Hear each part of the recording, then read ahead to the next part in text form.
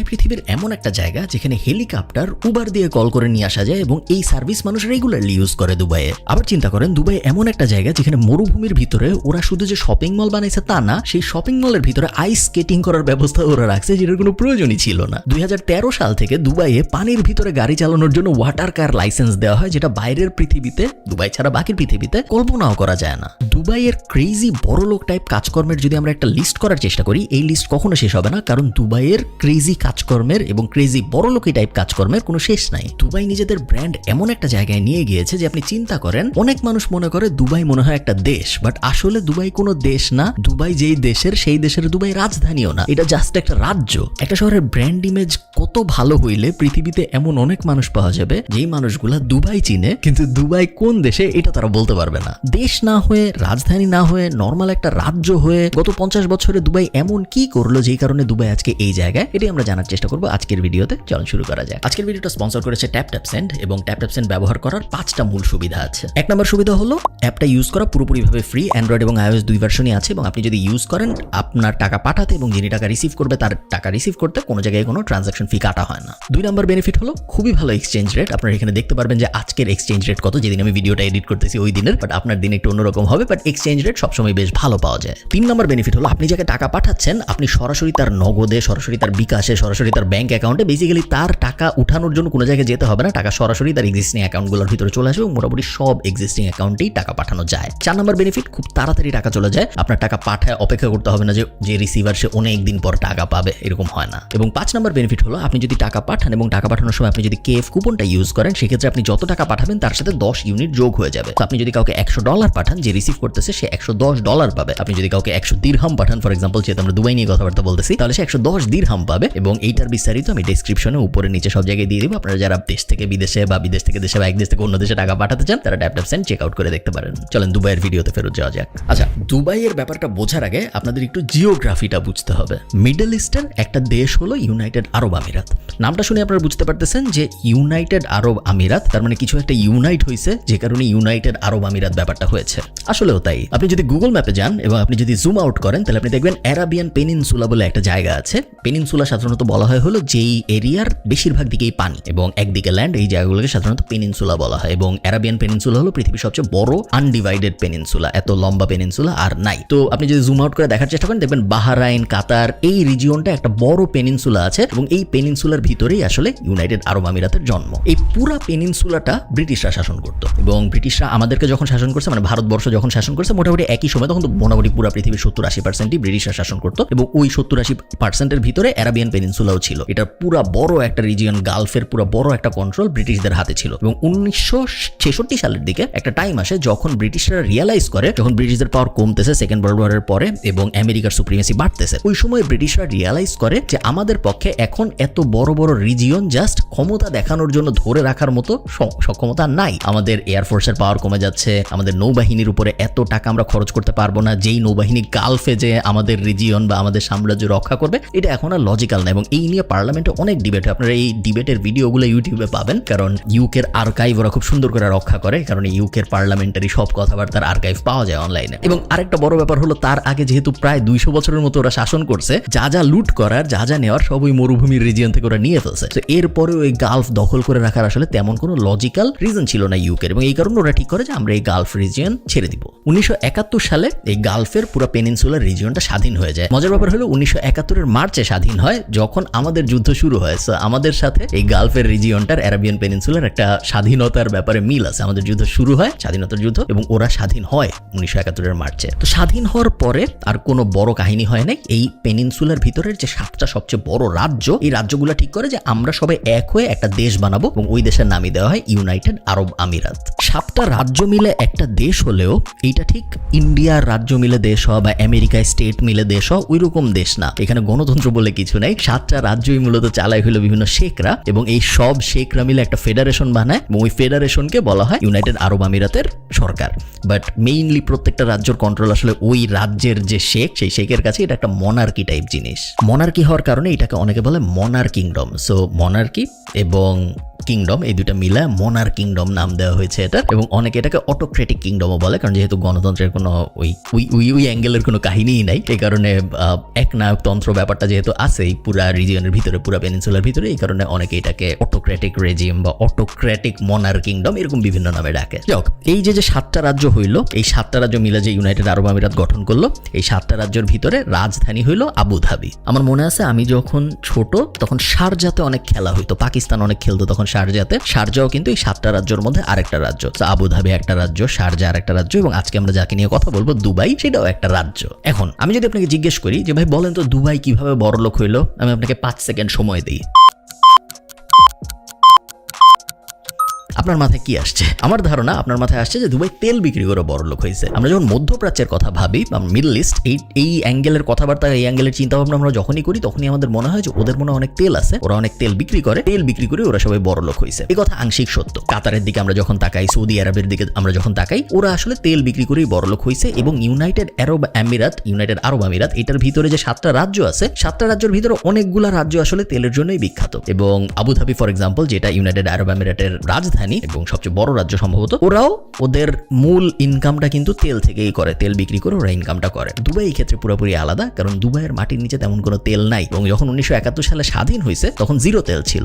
এখন তাও 1%-এর মতো দুবাইয়ের টোটাল জিডিপির তেল থেকে আসে 1% মাত্র। আবুধাবির 50%-এর বেশি, বাকিগুলার আরো বেশি। কাতারের কথা আমি বাদ দিলাম, ওগুলার আরো অনেক বেশি। বাট দুবাইয়ের 1%-এর মতো জিডিপিতে তেলের অবদান, যেইখানে 1971 সালে যখন ওরা স্বাধীন হয়েছিল তখন এটা 0% ছিল, ওদের তেলের কোনো অবদানই ছিল না। ইনফ্যাক্ট যখন এই স্বাধীনতাটা আসলো 1971 সালে এবং যখন এই রাজ্যগুলো মিলে ইউএই গঠন করলো, তখন অনেক মানুষ দুবাই ছেড়ে শুধুমাত্র এই কারণেই চলে গেছিল, কারণ ওদের মনে হয়েছিল যে আশপাশের পুরাটাই তো মরুভূমি, পুরাটারই কোনো জিওগ্রাফিক্যাল অ্যাডভান্টেজ সেরকম নাই, বাট এটলিস্ট বাকিগুলার তেল আছে। দুবাইয়ের তাও নাই। তো দুবাইয়ের যারা মানুষজন ছিল তারা আশপাশের যে রাজ্যগুলা, শারজা বলেন বা আবুধাবি বলেন বা আশপাশের বাকি যে 4টার মতো রাজ্য আছে, ওগুলো চলে গেছিল, কারণ ওদের মনে ছিল যে দুবাইয়ের কোনো ভবিষ্যৎই নাই। ফাস্ট ফরওয়ার্ড করে 50 বছর, দুবাইয়ের ভবিষ্যৎ কি হয়েছে আমরা দেখছি। দুনিয়ার সবচেয়ে বড় বড় ইনফ্রাস্ট্রাকচার বলেন, দুনিয়ার সবচেয়ে বড় বড় কোম্পানি বলেন, দুনিয়ার সবচেয়ে বেশি লাক্সারিয়াস লাইফস্টাইল বলেন, বা দুনিয়ার সবচেয়ে বেশি টাকা খরচ করনেওয়ালা মানুষ বলেন, দুনিয়ার সবচেয়ে বড় বড় হোটেল বলেন, র্যাঙ্কিং আমি যাই করি দুবাই এখন উপরের দিকে বসে। এই সব কিছু দুবাই করছে মাত্র 50 বছরে, এবং আমরা হিসাবটা খুব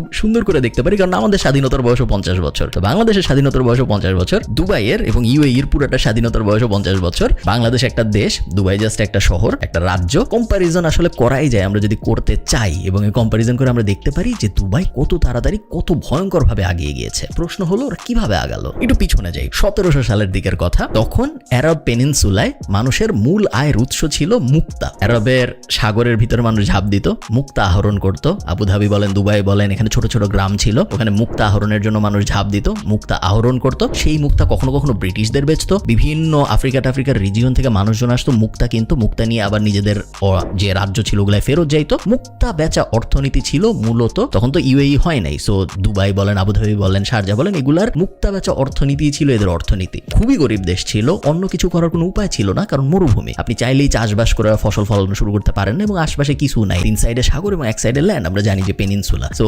আশপাশে অন্য যে অনেক অপরচুনিটি এরকমও না, এবং গভর্ন হচ্ছে ব্রিটিশদের দ্বারা, এবং আমরা জানি যে ব্রিটিশরা গভর্ন করার সময় এমন কোনো আহামরি আনন্দে তো রাখে না মানুষদের। তো সব দিক থেকে ভয়ঙ্কর নিষ্পেষিত ছিল এই পুরো রাজ্যটা। জাস্ট মুক্তা উঠানো এবং মাছ ধরা, 200 বছর ধরে দুবাইয়ের মানুষ শুধু তাই করছে। এবং দুবাইয়ের যে পুরান মানুষ, তাদের মাথায় এটাই ছিল যে আমাদের এই রাজ্য মনে হয় আর কোনোদিন কিছু করতে পারবে না, সারা জীবনই আমাদের জাস্ট মুক্তা আহরণ করতে হবে, সারা জীবনে আমাদের মাছ ধরতে হবে, এবং এইভাবেই আমাদের জীবন চলে যাবে। এই দেশ কখনোই বড় লোক দেশ হবে না। যখন 1971-এর যুদ্ধটা শেষ হয়, দুবাইয়ের যুদ্ধ, বাংলাদেশের না, তখন শেখ রাশিদ নামে একজন ক্ষমতায় আসে, এবং উনি ক্ষমতায় এসে বলে মুক্তার ব্যাপারে আমার আর কোনো আগ্রহ নাই, মাছের ব্যাপারে আমার আর কোনো আগ্রহ নাই, আমাদের পুরা ফোকাস হবে এখন ইনফ্রাস্ট্রাকচারে। 1960 সালে এই শেখ রাশিদ উনি দুবাই এয়ারপোর্ট বানায়, এবং তখন এয়ারপোর্ট বানানোটা ছিল একটা আকাশ কুসুম কল্পনা। দুবাইয়ের কাছে টাকাও ছিল না, লোন করে ধার নিয়ে ওরা এয়ারপোর্ট বানায়, কারণ উনি বলছে যে আমরা ইনফ্রাস্ট্রাকচারে অনেক ভালো করতে চাই। সামনাসামনি তো কেউ হাসতে পারে না, শেখ মানুষ, বাট গোপনে অনেক হাসাহাসি করতো সবাই যে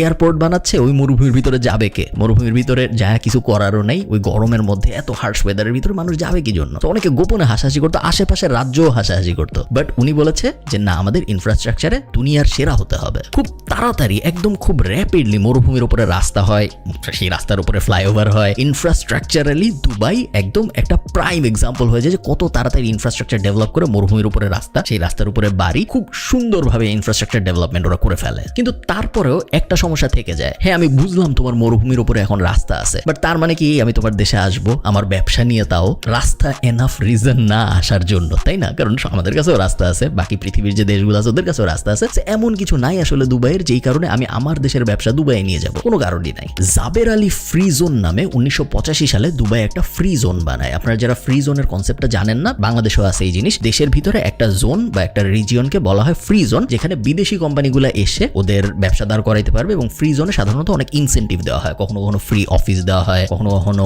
নিরবিচ্ছিন্ন বিদ্যুৎ সেবা টেবা এই ধরনের জিনিসপত্র দেওয়া হয়, ট্যাক্স অনেক কমায় ফেলা হয় যারা ফ্রি জোনের ভিতরে তাদের কোম্পানি সেট আপ করে, তাদের জন্য এরকম অনেক বেনিফিট দেওয়া হয়। সো দুবাই 1985 সালে এই জিনিস করা শুরু করে। এই ফ্রি জোনের লোভে আস্তে আস্তে কোম্পানিরা দুবাইয়ে আসা শুরু করে এবং দুবাই মজা পেয়ে যায় এবং ওরা একের পর এক ফ্রি জোন বানাইতে থাকে। এবং কিছুদিনের মধ্যে দেখা যায় দুবাইয়ে 30টার বেশি ফ্রি জোন আছে এবং পৃথিবীর সবচেয়ে বড় ফ্রি জোনও দুবাই বানায় ফেলে। এখন এখানে একটা ব্যাপার আছে যে শুধু ফ্রি জোন দিয়েও আসলে হয় না, দুবাই এই জিনিসটাকে আরেকটা খুব সুন্দর ব্যাপার দিয়ে সাপ্লিমেন্ট করে, সেটা হলো ওদের আইনের শাসন।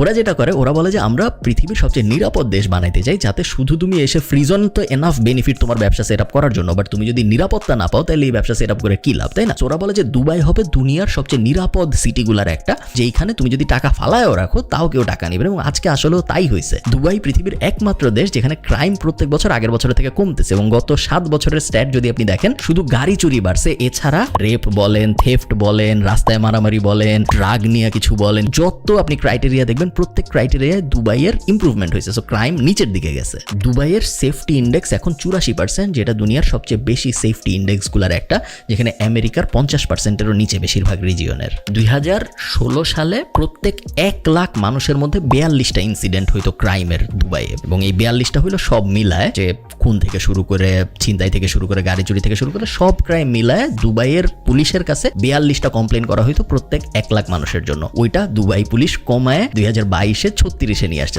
এখন প্রত্যেক 1 লাখ মানুষের মধ্যে 36 জন মানুষ কমপ্লেন করে এই বিভিন্ন কারণের যে কোনো একটা কারণে প্রত্যেক বছরে। আচ্ছা, ইনফ্রাস্ট্রাকচার দিয়ে তো অনেক দূর আগানো গেল, বাট এখানেই শেষ না। এরপরে 2002 সালে দুবাই আরেকটা মজার জিনিস ঘোষণা করে। ওরা ওয়েলকাম টু দুবাই নামে একটা প্রোগ্রাম চালু করে এবং এই প্রোগ্রামের ভিতরে ওরা বলে যে আপনি পৃথিবীর যেখানেই থাকেন, আপনার জন্ম পৃথিবীর যেখানেই হয়ে থাকুক, আপনি দুবাইয়ের রিয়েল এস্টেট কিনতে পারবেন, আপনি দুবাইয়ের এক্সিস্টিং রিয়েল এস্টেটে ইনভেস্ট করতে পারবেন, অথবা আপনি দুবাই এসে নতুন রিয়েল এস্টেট বানাইতে পারবেন। ততদিনে সবাই জেনে গেছে যে এইখানে ফ্রি জোন আছে, অনেক কোম্পানি চলে আসছে, এখানকার আইন কানুন ব্যবস্থা খুবই ভালো, ক্রাইম রেট খুবই কম। রিয়েল এস্টেটে যখন কেউ ইনভেস্ট করে তখন তারা এমন একটা জায়গা খুঁজে যেটা সেফ, এবং দুবাইয়ের থেকে সেফ জায়গা ওই সময় আর কোথাও ছিল না, যে কারণে পুরা পৃথিবীর থেকে মানুষজন এসে দুবাইয়ে ইনভেস্ট করা শুরু করে রিয়েল এস্টেটে। এই সময় দুবাইয়ের রিয়েল এস্টেটে এমন বুম হওয়া হয় যে একটা টাইমে দেখা যায় যে পুরা দুনিয়ায় যত ক্রেন আছে, ক্রেন লাগে না বাড়িটারি বানাইতে, পুরা দুনিয়ায় যত ক্রেন আছে সেই ক্রেনের 25% শুধু দুবাইয়ে। পুরা পৃথিবীর একের পর এক বিল্ডিং বানাচ্ছিল দুবাই আর বিক্রি হয়ে যাচ্ছিল, বিল্ডিং বানাচ্ছিল আর বিক্রি হয়ে যাচ্ছিল।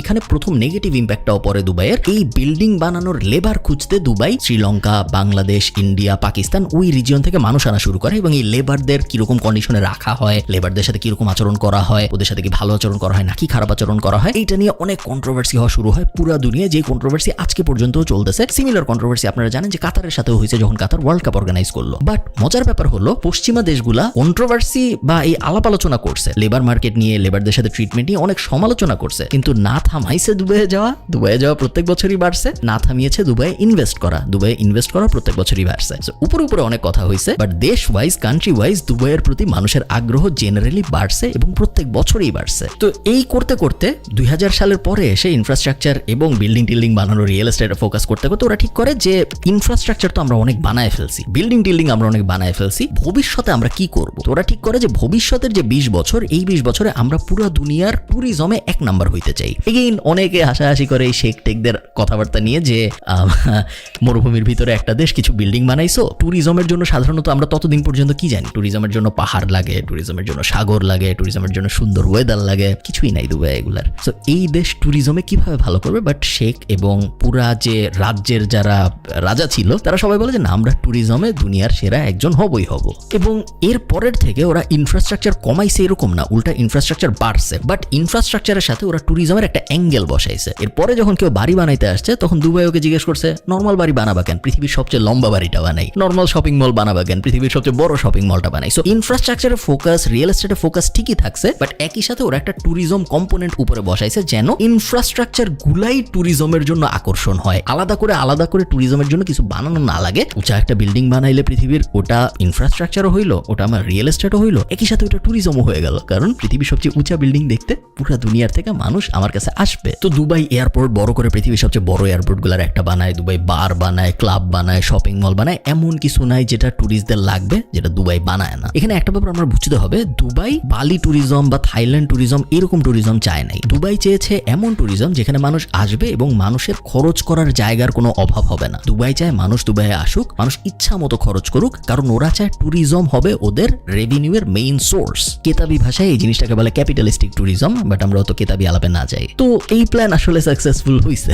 আমরা যদি গত 50 বছরের দিকে তাকাই, দুবাই এখন পৃথিবীর 3 নম্বর ধনী পার ক্যাপিটায়। প্রথমে হইল কাতার, তারপর লুক্সেমবার্গ, ইউরোপের একটা দেশ। লুক্সেমবার্গ নিয়ে আমার একটা ভিডিও আছে, আপনারা যারা দেখেন নাই দেখতে পারেন, আমি লুক্সেমবার্গ গেছিলাম। এবং থার্ড হলো দুবাই। এবং এখানে কোনো স্টপিং নাই, থামবে এরকম কোনো ইন্ডিকেশন দেখা যাচ্ছে না, উল্টা প্রত্যেক বছরই আরো ভালো হচ্ছে। মনে আছে আমি বলছিলাম যে দুবাই 30টারও বেশি ফ্রি জোন বানায় ফেলছে ইকোনমির, এবং এই 30টার মধ্যে সবচেয়ে বড় যেটা, সেই একটার থেকেই দুবাইয়ের ইনকাম হয় $80 বিলিয়ন বেশি, এবং ওই একটাতেই কাজ করে প্রায় 1.5 লাখ মানুষ। তো আপনি বুঝতে পারতেছেন যে ফ্রি জোন বানানোতে দুবাইয়ের আসলে কিরকম বেনিফিট হয়েছিল। আমি যদি বলি পৃথিবীর সবচেয়ে বড় এক্স, এই এক্স এর জায়গায় আপনি যাই বসান চান্স আছে ওটা দুবাইয়ে। তো দুবাই ট্যুরিজমের জন্য কি করছে ওটা বলে আমি এই ভিডিও বড় করলাম না, কারণ আপনারা সবাই জানেন যে দুবাইয়ের ট্যুরিজমের জন্য আসলে কি ধরনের কাজকর্ম করা হয়। সো আমরা দুইটা ব্যাপার এখন পর্যন্ত দেখতে পাচ্ছি।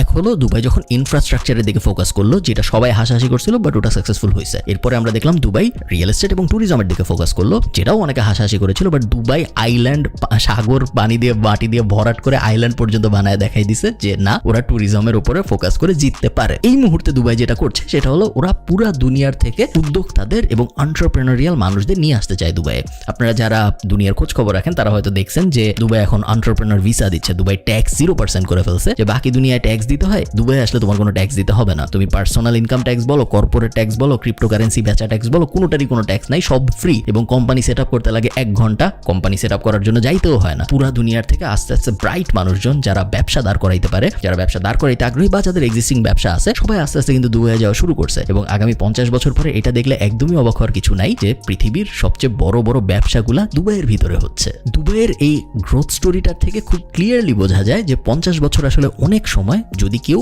সদিচ্ছা থেকে এবং অ্যাকচুয়ালি কাজ করার জন্য কাজ করে। এবং ওই এক্সকিউজটা যখন কোনো দেশ দেয় যে আমেরিকার তো 250 বছর লাগছে, আমরা মাত্র 50 বছরে কি করব, তখন এই জিনিসটাও দেখা উচিত যে দুবাইয়ের কিন্তু আসলে মাত্র 50 বছর লাগছে, সবার 250 বছর লাগে না। এবং এটারই একটা প্রাইম এক্সাম্পল হলো দুবাই। ভালো থাকেন সবাই, আশা করি দুবাইয়ের স্টোরিটা আপনাদের ভালো লেগেছে। আপনাদের সাথে আমার দেখা হবে পরে কোনো একটা ভিডিওতে। টাটা।